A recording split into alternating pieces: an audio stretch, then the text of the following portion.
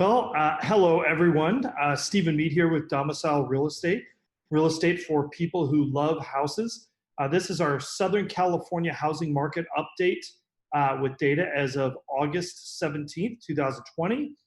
You'll notice we have upgraded our virtual studio here a little bit. Kind of some interesting things going on this week. You know, one of the things that happens is inevitably when you sort of get into a market for any period of time, people start asking how long will it last. We're going to kind of talk about that a little bit this week. One other thing too is that I had a friend do something kind of interesting. He asked me, he said, if I could use one image to describe the housing market here in Southern California, which for our stats purposes is Los Angeles and Orange counties that we run our stats on. He said, if I could do that, if I could describe it in what image would that be? And I actually have an image for you guys. Pretty much this. If you remember back in March, when it kind of seemed like there just wasn't enough toilet paper to go around, and no matter where you turned, you were always a day late and $1 short on getting your fair share, I would say that's a pretty accurate description of how the real estate market feels right now for buyers. And, you know, I don't see a lot of signs of this letting up anytime soon. And we're going to kind of go over that this week. And, you know, normally August is not typically a super great month for real estate in California. People are on vacations, back to school is happening. You know, there's a lot of sort of distractions in our marketplace. This year is kind of bucking that trend. And I think there's a couple reasons for that. Number one is that, you know, a lot of these distractions don't exist. People are not taking the same kind of trips that they've taken in years past, and they're also not preparing for back to school the same way that they might have been preparing for in the past. So that's kind of leading to that. And then the other reason is sort of more of an economic one. I still think we are very much in a market where we are in a shortage of inventory. And when I say shortage, I mean an extreme shortage of inventory. So let me take you through our statistics this week and kind of guide you through sort of where we are and what we're seeing out there in the marketplace. So if we go here, let me grab my data pointer for everyone so they can see what I'm talking about. If we go on our new listings, and again, we divide our market into under $1 million and then $1 to $2 million price ranges. I apologize, Google Sheets decided it wanted a really faint color this week. New listings are up. And if you look, we are stuck in this almost pattern, right, where we kind of oscillate back and forth. We've hit sort of a new high of new listings. And, you know, part of me is kind of hoping that what's happening is something I've talked about a couple times in the past, this idea that once some of these big high price sales start closing, sellers sort of see these numbers and they rush to put their houses on the market. And this year, you know, this year we haven't seen that, right? And it makes sense, right, that this would be the human behavior. You know, in the spring prices bounce, but nobody knows that yet until until the houses actually close. So if you put your house on the market for say $600,000 and it's a really hot market in the spring and you actually get $700,000 for it, your neighbors aren't really going to know that for 30 days.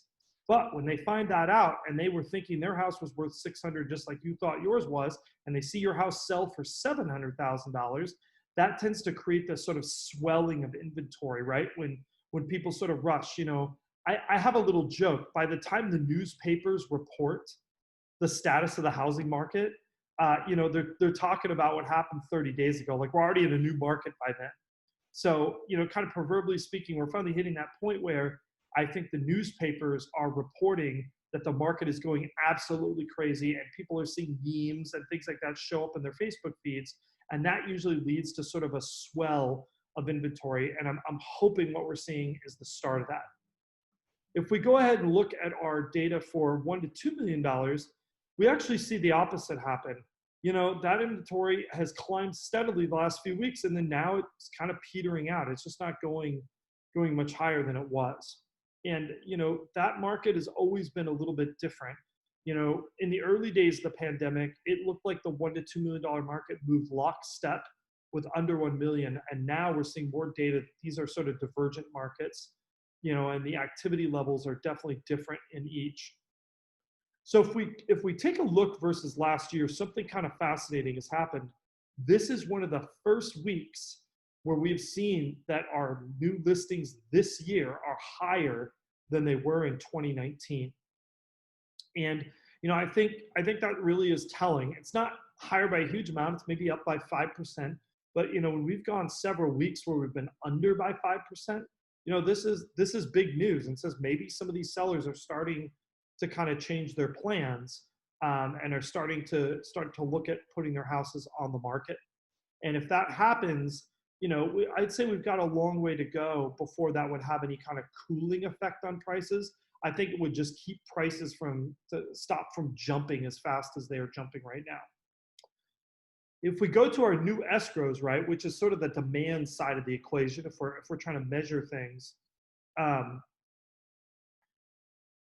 one of the things that I've talked about a couple times in the past, and before I show this graph, I want to explain this because I think it's very important to understand this.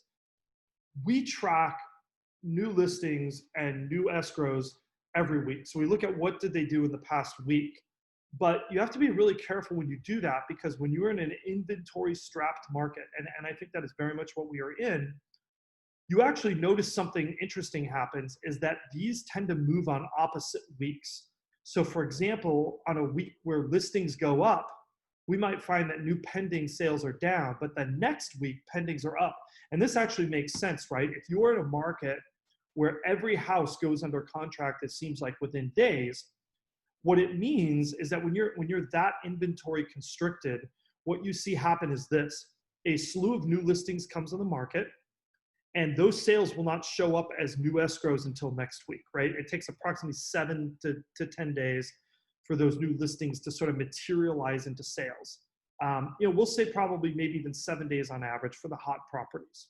So just because, pending sales went down a little bit this week, that doesn't necessarily mean that they're heading down on a trend line. And I think it's very important that when you are doing this week-to-week data, which is what we like to do to give you the most up-to-date information, that you also look a little bit of history. And we're going to see that in the absorption graph in a second. I'll bring that up and kind of explain what I think is sort of happening. So if we're looking here and we go back to our our 1 to 2, our under 1 million has dropped a little bit. And again, I apologize for the pale yellow.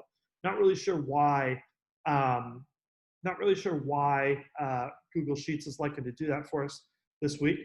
But if we come back over here in 1 to 2 million, that number is down a little bit too, but it's really holding pretty steady. There's not a huge amount of movement. If we go back and we look historically for our under 1 million, guess what? Sales are up. So, whereas last week we were looking at a situation where new listings was down versus 2019, but sales were up, this week sales and new listings are up. And that kind of indicates that, maybe this year just has a bit more activity than 2019. I think it's important to kind of take a look back at where we were in March when we were looking at these numbers just being, a fraction, right? Less than 50% of what they were the year before. And I think, for anybody asking how much is COVID-19 affecting real estate at the moment, I would actually tell you, I don't really think it's affecting real estate by that much directly. Our numbers are starting to look very similar to where we were last year, or at least in the same ballpark. If we're going by sort of our pending list price, and you know what? I don't have my absorption rate graph in here. Let me go screen share. I have the numbers and I can remember them in pretty good detail. So, this week, let me see. I might actually be able to bring this up for you guys. If you give me a second here, I can bring up that number a little bit on our absorption rate, because I really do want you to see that. I think that number is very, very important. Let me bring that up for you. Our absorption rate here, let me resize this, and I'm going to bring that up for you guys. Alrighty, I think I've got something I can show you here, and go on screen share for a second. Let me find it here. Why am I not seeing it in my, there we go. All right, so again, I sort of apologize. Our absorption rate I don't have this in a slide for you, but it is important to kind of go over this because this sort of references our supply and demand, and it also shows an effect that I'm talking about. So in our under $1 million category, you'll see that our absorption rate dropped. This shouldn't be a big surprise. Listings went up and new pendings, really didn't keep pace. So, but if we look here, we start to notice this oscillating effect, right? Where 1 week it's up, 1 week it's down. The market isn't changing drastically week to week. What we're seeing is sort of this effect of being inventory strapped. So it means we're basically selling all the houses that we have, and we have to wait until next week to get another fresh load of houses. This would kind of be like going to the car dealership when, there's a hot new car that comes out. Well, okay, one day they've got 2 cars on the lot, none of them sell. The next day, 2 cars sell, but they didn't get any new cars on the lot. The next day, you see this kind of effect, right, where those escrows tend to trail. So I'll be very curious to see if we see another jump in absorption rate next week, because we got a fresh load of listings that came up in this past week. I really believe that's kind of what's happening with this, and that's the effect that we're seeing.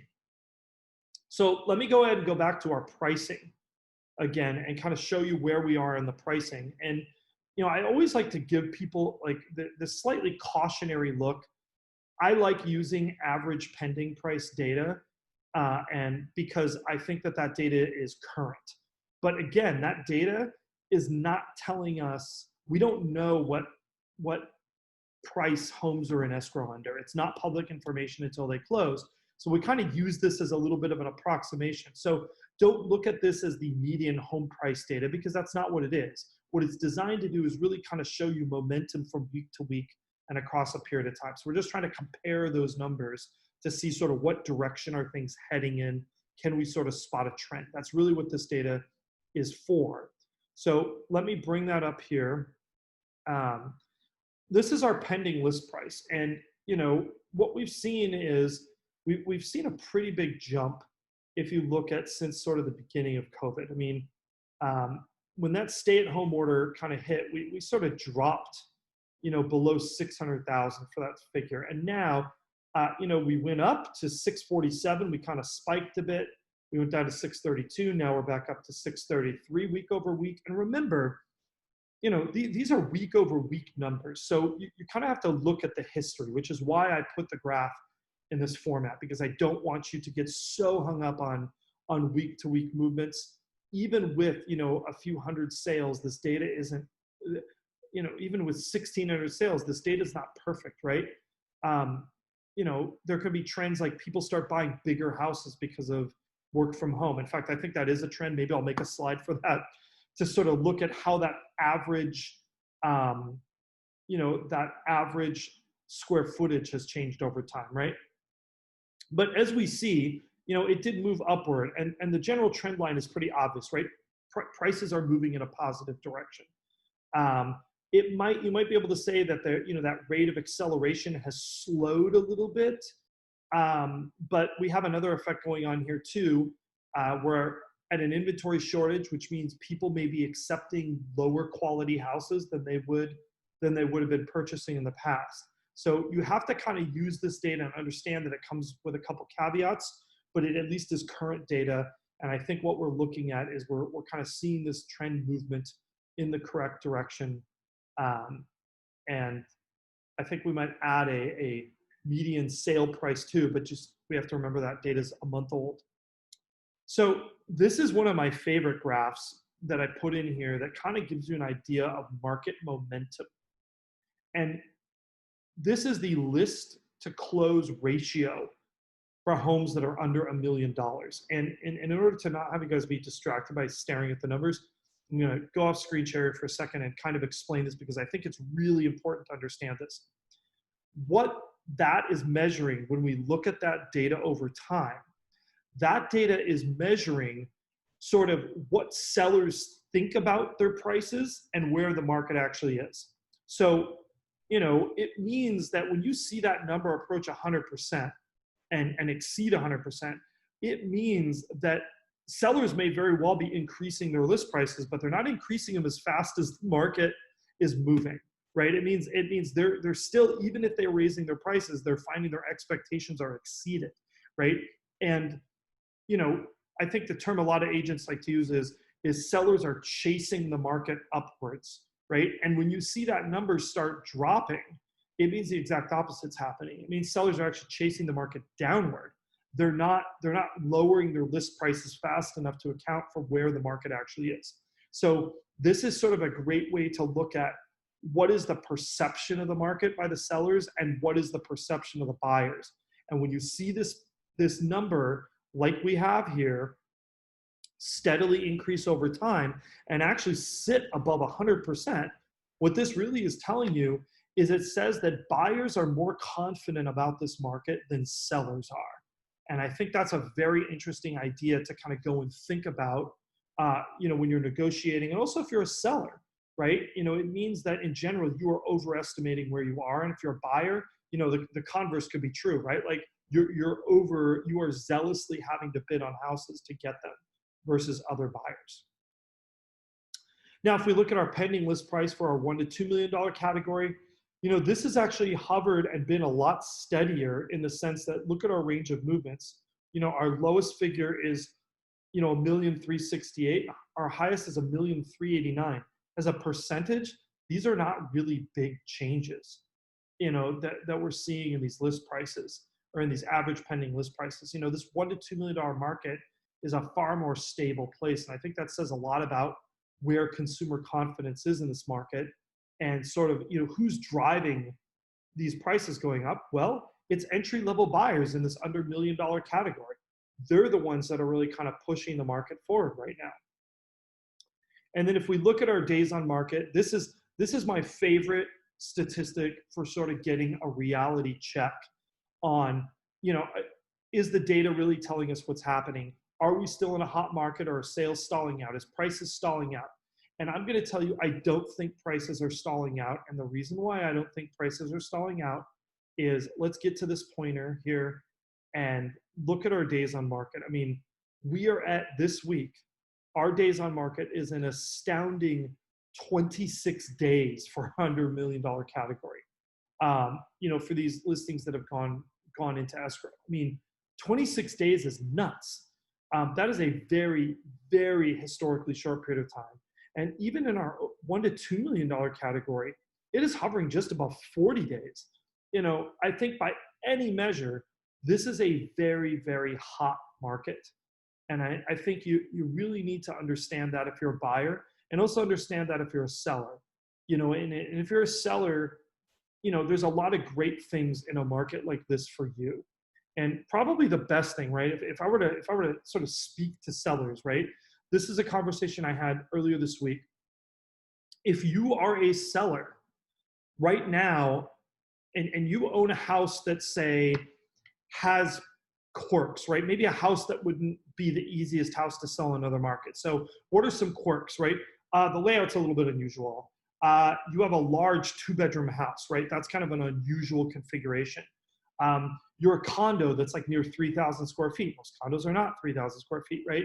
So if you look to these homes that maybe were a little bit slower and longer marketing time in a traditional market, now is just an amazing time for somebody in that position, because your buyers in this pool, they are happy to get a house, any house. And I think especially in that under $1 million category, you know, they're still going to be somewhat price sensitive. No, you cannot ask $1.5 million for your $1 million house. But guess what?